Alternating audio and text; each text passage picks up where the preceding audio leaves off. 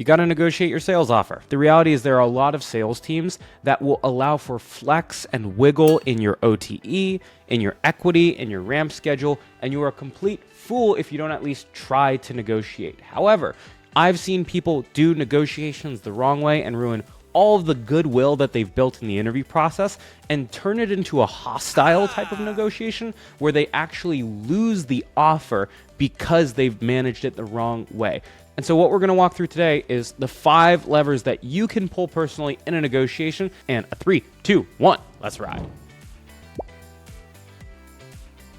Okay, so before we start going through all the different negotiation tactics, let's talk about the different components of a compensation plan and what you can and probably can't pull on. So the first thing that you most commonly can pull on is your OTE, or your on-target earnings. Oftentimes, the first thing that you want to pull on is your total comp package, which consists of your base compensation or your base salary plus your variable. From there, the next thing that you will oftentimes pull on is your equity package. Not every company gives equity, but if you're working for a startup, you almost certainly will have some form of equity, and if you don't, you should have that as a red flag in your book. And then the third piece that's most commonly under-negotiated that you should absolutely negotiate is your ramp schedule. For example, if you're selling mid-market deals, a mid-market sales cycle might take 90 days at times. And if you're on full quota in your first quarter, you don't even have time to build pipeline to close a single deal. And so a ramp schedule might mean that you have a 50% quota, or you get your OTE for free in your first quarter. And that's something that if you don't have it in your comp plan, you should certainly be negotiating it. And we'll talk about what to negotiate for. The last 2 bits are, there are some things that in my experience are either not worth negotiating or are really challenging to negotiate. Example number 1 here is anything related to the mechanics of how equity works. But you can absolutely negotiate the total amount of equity. The second area that is oftentimes somewhat trivial to negotiate is the accelerator plan.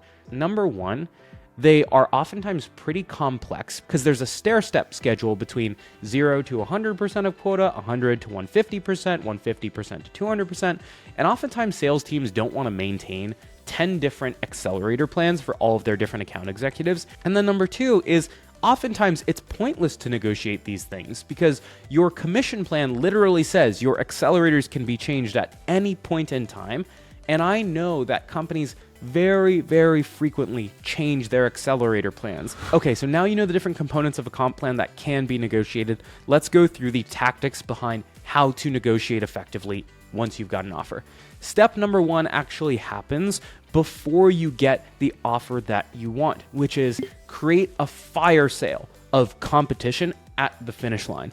So whenever you find yourself looking at a job that you're interested in, it is critical, folks, to go start 4 other interview processes with similar caliber companies and get them caught up to the one that you want. What happens is when you get to the end of the negotiation and you try to push for a higher OTE, they're going to ask, do you have another offer in hand? And if you say no, you're just wishing and hoping.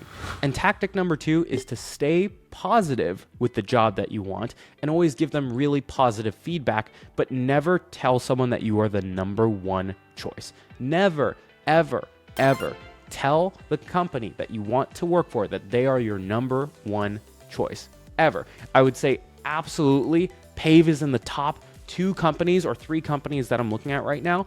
Naturally, the things that matter to me are what happens in the final meetings with the CEO. And then, of course, I need to look at the comp plans because compensation is really important to me while it's not the only thing. But I'll say from an emotional standpoint, I love you all as a company. And one could argue that you're in the top position from that standpoint. But I do need to make sure that everything else pencils out. Is that okay? Tactic number 3 actually begins with the dollars and the cents now. And this is when it comes to negotiating your OTE. You always want to start by negotiating your OTE.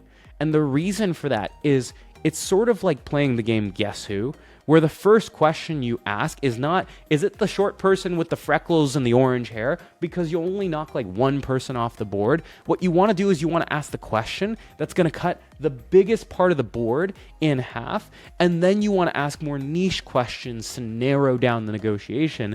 And so usually the biggest ask that you're going to have is, I want to go from making 175 to 225.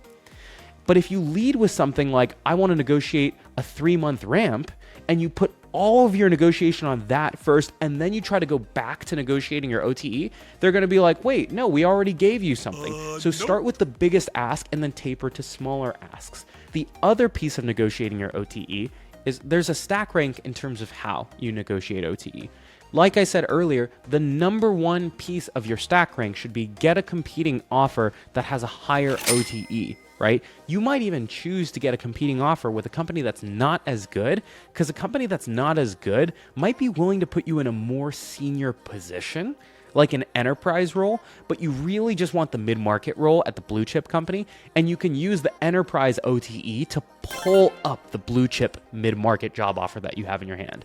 If you can't get that, the second and third orders of the pecking order are other real examples of what AEs get paid at other companies. Try to pull real examples as much as humanly possible. The third and absolute worst one is using any sort of public data like Glassdoor. It's absolute garbage. I hesitate to even include it as an option because it's all self-identified garbage data and recruiters do not take it seriously. Tactic number 4 is not exactly a tactic, but it's a principle, which is you can always catch up on cash, but you can rarely catch up on equity. Typically, companies will do what is called a merit cycle every 6 to 12 months, which is they're going to look at all of their employees, they're going to give you a performance review, and what will happen is as they look at your compensation, if you didn't negotiate super hard on your OTA on the front end, they will oftentimes bring you closer to market. Now, it's one of those things where if you started at 100 and someone started at 110, you might make it to 125 and they'll make it to 130, but you will get closer and closer and closer, and over time your performance will catch up. Your equity rarely changes. And so I always recommend, especially if you're looking at an early stage company and you're given the trade-off between higher equity or higher cash, a lot of people will tell me I'm absolutely crazy for this, but within reason, I will always take the higher equity option. The more equity you can get earlier in your company's tenure, the better, because earlier in a company's tenure, if it's a good company, their stock price is lower than it will be in a year. But again, all of this is under the pretense that number 1, you don't need that extra bit of cash that you would have traded. And then number 2, you also believe in the company long term. Lastly, number 5, negotiate your ramp schedule. My general rule of thumb is I want my ramp cycle to be in line with my sales cycle. So for example, as a mid-market AE, I would want a minimum of 1 quarter of ramp if it takes 60 to 90 days to close a deal. So figure out for your industry, for your sales cycle, whether it's SMB, mid-market, or enterprise, what is standard, and try to get a comp plan nailed down. That gives you a couple free months when you know you're going to close nothing, and then steadily, gradually ramps up in terms of quota. Alrighty, folks, hopefully this one was helpful for you. Those are the 5 things that I would do to negotiate any sales job offer. And of course, you're going to have to do this along the way without ruining goodwill with your folks. And if you want to know what market comps look like for those jobs so you know what you can start to anchor people towards, we did another video on how much can you make in tech sales. And let me know what else you'd like to see as part of the Advice from a VP of Sales series here. Alrighty, folks. Peace.